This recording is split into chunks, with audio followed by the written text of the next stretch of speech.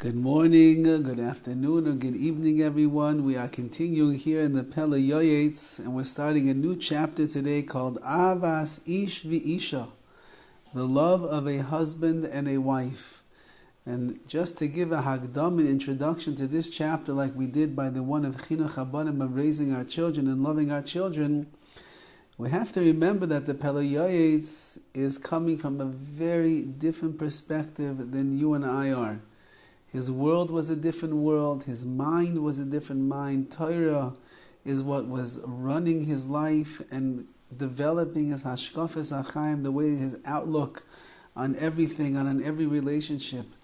And therefore, you have to understand that there are things that he will say that probably in our American, liberalized, sensitive minds, we might cringe at some of the things that he says.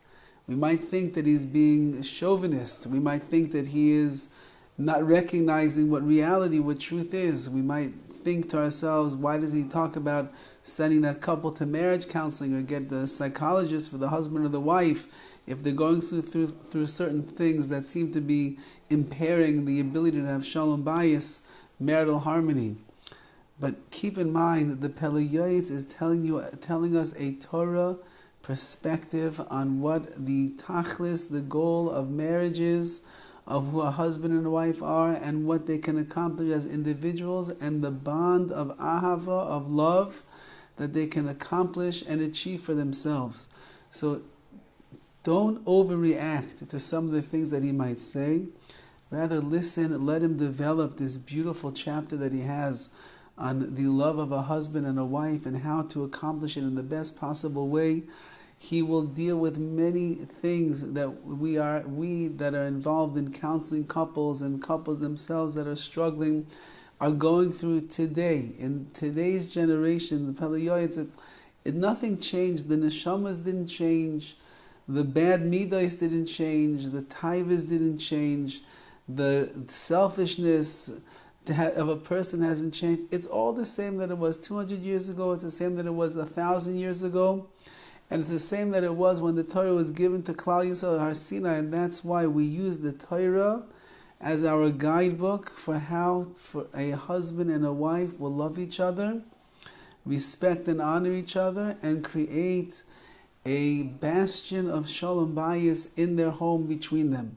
So he writes like this: Ahavas ish ve'ishi davish bechoiva. The love of a husband and a wife is a choiv, it's an obligation.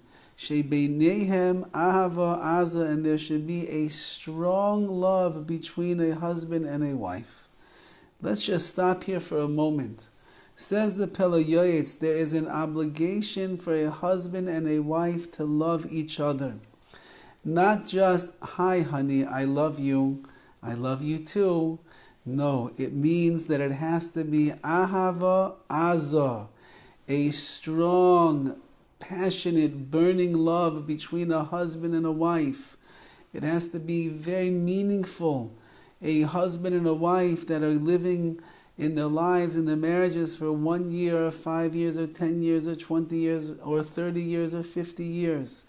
And the love between them is not strong. The love between them is not burning inside their hearts. So then they are not fulfilling the obligation of what marriage is all about. Marriage is about ahava, about love. Now we'll have to define what love means. But in the beginning he says, ahava aza, must be strong. So if you have a very strong love for your spouse, so then, Baruch Hashem, you have already fulfilled your choiv, your obligation. But if you're listening and you know that the ahava, love that you have for your husband or for your wife is not azah, it is not strong, and you know that you're even struggling with ahava, with love, so then we have what to work on, and Be'ez Hashem, the words of the PELE YOETZ are going to help us. V'naschel be'avas ish le'ishtay.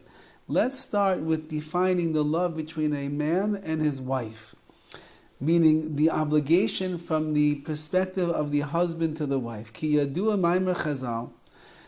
It's known, the words of Chazal, our sages she'omru, that say, shechayev le'ahava ki gufay, A husband is obligated to love his wife kigufa, like himself, ulechabda yoiser migufay. But he has to be mechabed, he has to respect her and honor her more than he even respects himself. We are obligated, men, husbands are obligated to show tremendous amount of ahava. The way that you love yourself, that's the way that you have to love your wife as well. Kigufay, how you take care of yourself, you treat yourself, you're concerned with your needs, your wants, your desires, everything, to try to fulfill whatever you possibly can. A person is obligated to love his wife kigufa, he would do anything for her. But in the world of respect, you have to respect your wife even more than you respect yourself.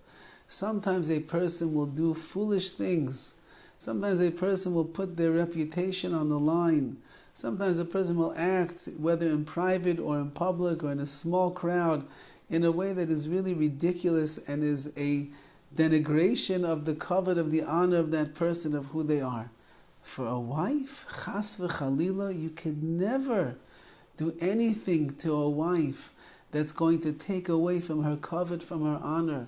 Nothing that will be shameful and embarrassing, nothing that will lower her in the eyes of you, herself, your children, or family, or others. God forbid that a husband would do such a thing.